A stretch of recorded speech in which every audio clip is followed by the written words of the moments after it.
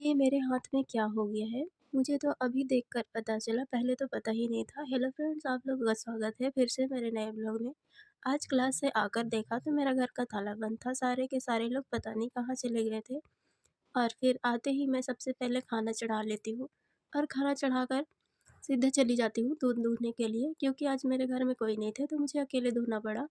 धो कर सारे दूध को पैक कर लेती हूँ और ऊपर आ जाती हूँ कपड़ा भिंगाने के लिए, क्योंकि कल होली भी थे तो मुझे सारे कपड़े बेडशीट वगैरह धोने थे। फिर कपड़ा भिंगा कर मैं नीचे आ जाती हूँ।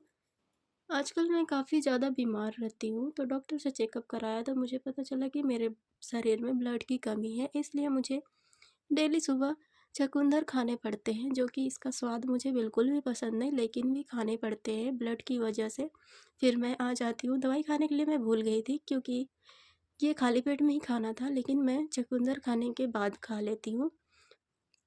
पता नहीं क्यों दवाई खाने के लिए भूल जाती हूँ। उसके बाद मैं मीकू को ले आती हूँ नहलाने के लिए, क्योंकि इसका कलर ब्लैक है तो इसको ज़्यादा धूप लगती है। उसके बाद मैं सीधे पहुँच जाती हूँ छत पर और कपड़ा धोने लगती हूँ। कपड़ा धोकर सारे को पसार लेती हूँ और नीचे आकर देखा तो मेरे हाथ में पता नहीं क्या हो गए थे, मुझे भी पता नहीं था। फिर हम लोग निकल जाते हैं रेडी होकर मार्केट के लिए। मैं, मेरा भैया और माँ साथ में। और मार्केट पहुँचते ही होली का पूरा बाज़ार लग गया था।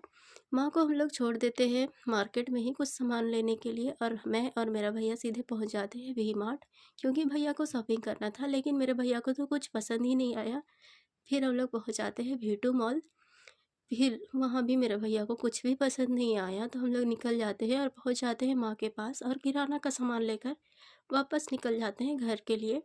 आज के लिए बस इतना ही। मिलती हूँ अगली ब्लॉग में, तब तक के लिए बाय बाय।